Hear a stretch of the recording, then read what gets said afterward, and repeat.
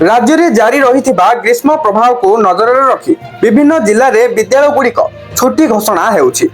एबे सुधा 13टी जिले में सरकारी अनुदान प्राप्त और बेसरकारी विद्यालय तासह उच्च माध्यमिक विद्यालय गुड़ी छात्र छात्री बंद करा जायछि।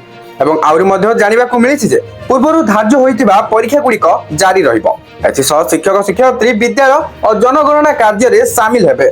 स्थानीय परिस्थिति को नजर रखी जिलापाल निर्देश क्रमे जिला शिक्षा अधिकारी डीओ एभली निष्पत्ति नेइछंती। स्कूल छुट्टी घोषणा हेबा क्षणी विभिन्न जिलार बेसरकारी विद्यालय गुड़िक ऑनलाइन रे क्लास करिबाकू अंटा भिड़िछंती। तेबे सरकारी स्तर में सेभली कौनसी तत्परता प्रकाश पाई नहीं। जनगणना कार्य में शिक्षकों को नियोजित करने पाठ्यपुस्तक पिलांक निकट में पहुंची नथिबारु स्कूल छुट्टी घोषणा करा जाउथुबा अभियोग उठिलानी।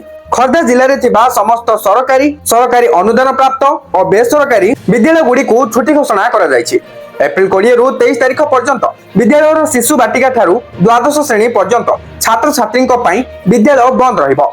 तेबे पंचम और अष्टम श्रेणी सप्लीमेंटरी परीक्षा जारी रहिबा ने सूचना रही।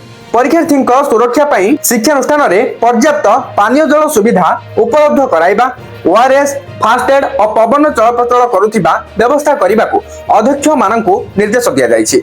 तेबे नामलेखा प्रशासनिक कार्य जनगणना कार्य समेत विद्यालय अन्यान्य जरूरी कार्य गुड़िक नियमित भावे जारी रहिबो। छात्र छात्री सुरक्षा को दृष्टि रखी जिलापाल निर्देश क्रमे जिला शिक्षा अधिकारी डीओ एभली निर्देश देइछंती। अनुरूप भावे गरम और गुळुगुळी को नजर रखी 20 रु 23 तारिख पर्यंत विद्यालय गुड़िक बंद रखा नयागढ़ जिला प्रशासन निष्पत्ति नेछि। देवगढ़ जिला प्रशासन मध्य विज्ञप्ति जारी करी विद्यालय गुड़िक बंद करिसेंती। पूर्व मयूरभंज जिले में 20 रु 23 तारिख पर्यंत विद्यालय को छुट्टी घोषणा करा जायछि। नवरंगपुर जिले में एप्रिल 20 रु परवर्ती निर्देश पर्यंत विद्यालय गुड़िक बंद रखा जिलापाल पक्षरु निर्देश दिया जायछि। परीक्षा जारी रहिबाकु थिबारु विद्यालय में पर्याप्त परिमाणर पानीय जल सह अंशुघात संबंधी निराकरण सरंजाम रखिबाकु शिक्षानुष्ठान गुड़ी को कहा जायछि। बरगढ़ जिले में 20 रु 22 तारिख पर्यंत विद्यालय महाविद्यालय और वैषयिक शिक्षानुष्ठान सह अंगनवाड़ी गुड़ी को छुट्टी घोषणा करा जायछि। बौद्ध जिले में 18 तारिख जारी रहिथिबा छुट्टी 22 तारिख पर्यंत बलवत्तर रहिबो बोली जଣା पड़िछि। सेहिपरि संबलपुर नुआपड़ा झारसुगुड़ा कलाहांडी बलांगीर सुवर्णपुर जिले में विद्यालय गुड़ी को बंद करा जायछि।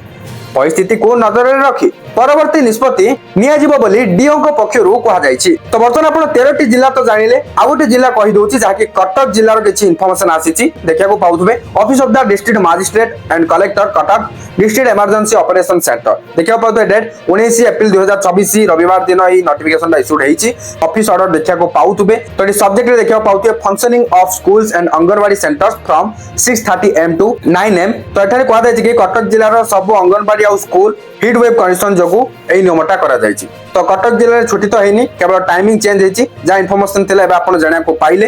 तो आउ बाकी जिला गुड़िकर मध्य ग्रीष्म प्रभाव स्थिति को देखि डिसीजन निया जिवो। तो आगु जा किछि इन्फॉर्मेशन आसियो निया तेबरे मु आपनको जणैबी। तेणु करी वर्तमान चैनल को सब्सक्राइब करी बेल आइकन को प्रेस करी ऑल क्लिक रखिया को भूलंतु नै। ता सहित Telegram channel and WhatsApp channel रे जॉइन फॉलो करनितले करनियंतु। फेसबुक रे भी फॉलो करनियंतु।